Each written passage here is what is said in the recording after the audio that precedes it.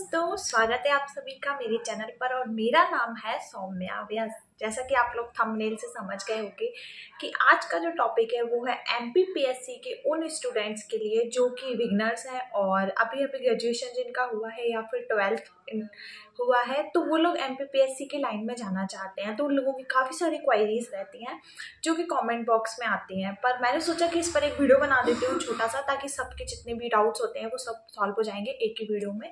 तो बहुत सारे लोगों का डाउट रहता है जो कि 12th करके या फिर ग्रेजुएशन करके जाते हैं कि हमें कोचिंग इंदौर जाके करना चाहिए या फिर हमें होम टाउन से पढ़ना चाहिए, यानी कि ऑफलाइन बैच लेना चाहिए या फिर ऑनलाइन बैच लेना चाहिए। पहला डाउट ये होता है। दूसरा डाउट ये होता है कि अगर हम इंदौर चले जाते हैं तो हमारा मंथली कितना मतलब खर्चा आता है। ठीक है, तो एक ये डाउट रहता है लोगों को, जो भी होम टाउन छोटे सिटी से जो लोग रहते हैं डिस्ट्रिक्ट से, उनको नहीं समझ आता है कि वहाँ जाके कितना खर्चा होता है, कोचिंग की कितनी फीस होती है और कैसे क्या होता है, हॉस्टल वगैरह का चार्ज। तो वो सब चीज़ें होती हैं। और हम ऑनलाइन कोर्स लें या ऑफलाइन कोर्स लें, वो रहता है टेस्ट सीरीज पहले से लें, आंसर राइटिंग पहले से करें, प्रीलिम्स पहले पढ़ें या मेंस पहले पढ़ें, इन सब चीज़ों को लेकर हम करने वाले एक छोटा सा डिस्कशन। तो आइए वीडियो को शुरू करते हैं। पहले तो हम इस बारे में बात कर लेते हैं कि हमें ऑनलाइन कोर्स लेना चाहिए या ऑफलाइन कोर्स लेना चाहिए। तो देखिए, मैं आपको बता दूं कि ऑफलाइन अगर आप कोर्स लेते हो इंदौर जाकर, है ना, तो उसके लिए काफ़ी सारी कोचिंग्स हैं जहाँ पर से आप ऑफलाइन कोर्सेज ले सकते हो। अगर हिंदी मीडियम के स्टूडेंट्स हैं तो उनके लिए भी 3-4 कोचिंग मैं सजेस्ट करूँगी। और अगर आप इंग्लिश मीडियम के हो, क्योंकि मैं हिंदी मीडियम की, इसलिए मैं हिंदी मीडियम का ज़्यादा अच्छे से बता पाती हूँ। ठीक है, तो मैं हिंदी मीडियम के ही स्टूडेंट्स को बताऊँगी, क्योंकि जिस चीज़ की मुझे नॉलेज नहीं है उस बारे में मैं कुछ भी गलत बच्चों को नहीं बताना चाहती। तो देखिए, हिंदी मीडियम के लिए अगर आप इंदौर जा रहे हो तो आकार कोचिंग जो है ना वो प्रीलिम्स के हिसाब से अच्छी है और मेंस के नोट्स भी आकार के बहुत अच्छे हैं। पर बस दिक्कत इतनी सी है कि वो लोग थोड़ी सी आंसर फॉर्मेटिंग नहीं बताते हैं। बाकी उनका जो कंटेंट है ना प्री का और मेंस का बहुत अच्छा है।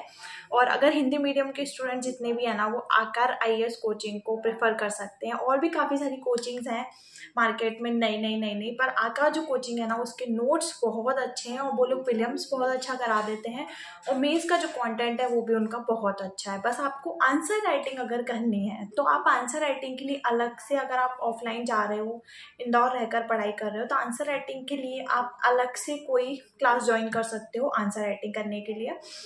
जैसे कि यहाँ पर आपको हर यूनिट की आंसर राइटिंग कराई जाएगी, तो उससे क्या होता है, आपको बहुत फ़ायदा होता है। ठीक है, और अगर आप ऑनलाइन बैच ले रहे हो तो मेरे हिसाब से तो ना, अब जैसे ट्रेंड चेंज होता जा रहा है। पहले ट्रेंड ऐसा था कि लाइब्रेरी का नहीं था, है ना। जब कोविड के बाद से लाइब्रेरी जो है वो ज़्यादा फेमस हो गई है। पहले क्या था, बड़े बड़े शहरों में ही लाइब्रेरी हुआ करती थी, अब छोटी छोटी जगह पर भी लाइब्रेरी होती है। तो अब जो पहले जो बच्चे थे ना वो घर पर पढ़ाई नहीं कर पाते थे, क्योंकि ज़रूर नहीं है कि सबके घर का माहौल एक सा हो, सबके घर में पर्सनल रूम अवेलेबल हो, है ना। सब प्रकार के बच्चे होते हैं। काफ़ी सारे कमेंट्स मुझे आए थे। एक लड़की का कमेंट आया था कि हमारे मतलब घर में जगह नहीं है पढ़ने के लिए, तो और लाइब्रेरी भी नहीं है। तो सब लोग अपनी अपनी जो प्रॉब्लम्स होती हैं सबकी, पर मोस्ट ऑफ द जगह पर अगर आप रह रहे हो छोटी सिटी में भी, डिस्ट्रिक्ट में, तो लाइब्रेरी जो है ना वो होती है और आपके घर के आसपास भी एक न एक तो मिल ही जाती है।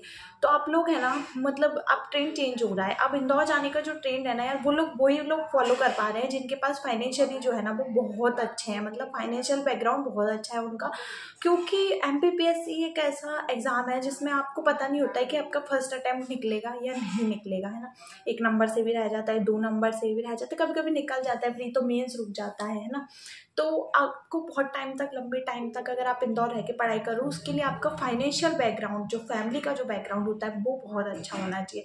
पर अब जैसे कि ट्रेंड चेंज होता जा रहा है, अब उन बच्चों के लिए भी बहुत फ़ायदा है जो कि मतलब थोड़े से जिनका फाइनेंशियल प्रॉब्लम्स चल रहे हैं, तो वो लोग ना लाइब्रेरी अपने होम टाउन से पढ़ाई कर सकते हैं और लाइब्रेरी ज्वाइन कर सकते हैं। देखिए, लाइब्रेरी में वाईफाई रहता है। आप कोई भी ऑनलाइन बैच लोगे तो ऑनलाइन बैच अगर आपने ले लिया तो आपके पास वाईफाई की प्रॉब्लम सॉल्व हो जाएगी, आपके पास जगह की प्रॉब्लम सॉल्व हो जाएगी, आपको बस लाइब्रेरी में जाना है और अपना कवर करना है। तो ये तो होगी जो मुझे मतलब लगा कि आप लोगों को बताना चाहिए। ठीक है, और अगर आपके पास फाइनेंशियल कोई इशू नहीं है तो आप आराम से इंदौर रह के पढ़ाई कर सकते हो। वहाँ पर रहने का खर्चा देखिए, अगर मैं आपको बताऊँ तो कम से कम आपके 10,000 खर्च हो जाते हैं। और आप फिर ज़्यादा जितने भी करना चाहो, है ना, वो डिपेंड करता है। पर अगर आप स्टार्टिंग में जा रहे हो तो आपको बुक्स भी परचेस करनी पड़ेंगी और नोट्स भी लेने पड़ेंगे, कोचिंग की फ़ीस भी देनी पड़ेगी, वो सब चीज़ें रहेंगी, है ना। बाकी ये वाला जो ऑप्शन रहता है ना होम टाउन से पढ़ने वाला है, इसमें आप लाइब्रेरी लगा लोगे तो बेस्ट रहेगा, ठीक है। तो ये एक बात हो गई। दूसरी बात हो गई कि जो नए स्टूडेंट्स हैं वो प्री पढ़े या मेंस पढ़े, है ना। तो प्री पढ़े या मेंस पढ़े, उन नए स्टूडेंट्स के लिए बता रही हूँ जो कि एकदम बिगिनर है, जिन्होंने अभी तक एक भी अटैम्प्ट नहीं दिया, ठीक है। तो वो लोग क्या कर सकते हैं कि अभी देखिए जैसे कि मार्च के आसपास जो है वो आपका प्रीलिम्स होगा, है ना। तो आपको क्या करना है कि अभी देखिए अक्टूबर स्टार्ट हो गया, अक्टूबर नवंबर दिसंबर 3 महीने, ये जनवरी फरवरी, मार्च से पहले आपका प्रीलिम्स मुश्किल है कि हो, फरवरी के एंड पे और मार्च, तो आपके पास आराम से 4 महीने हैं। आप एमपी की बुक को पढ़ सकते हो, क्योंकि एमपी जो है आपको प्री में और मेंस में दोनों में काम आएगा। साथ ही साथ हिस्ट्री और ज्योग्राफी, इन दोनों चीज़ों को ना आप डिटेल में पढ़ो। उससे क्या होगा कि आपको प्री में भी काम आ जाएगी, आपको मेंस में भी काम आ जाएगी, है ना। हिस्ट्री, पॉलिटी और ज्योग्राफी, इनको आप डिटेल में पढ़ लो।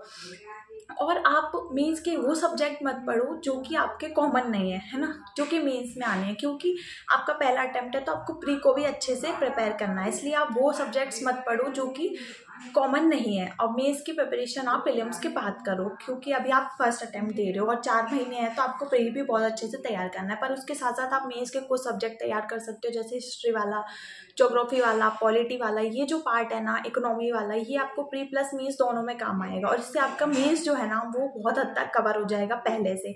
अब अगर जब आपका प्रीलिम्स निकल जाएगा तो आपको बहुत हेल्प होगी, क्योंकि आपका पहले से मेंस के कुछ पेपर तैयार होंगे, फिर आपको थोड़ा बहुत पढ़ने के लिए रह जाएगा। तो ये चीज़ें आपको, ये कुछ छोटी छोटी टिप्स थी जो कि मैंने आपको दी, और जो मैं अपने एक्सपीरियंस से बता रही हूँ कि आप ऐसा कर सकते हो। और आपको और भी कुछ और सजेशन चाहिए हो तो आप वीडियो में कमेंट के थ्रू बताना, मैं आपको ज़रूर आंसर करूँगी। और मिलते हैं नेक्स्ट वीडियो में। Bye bye.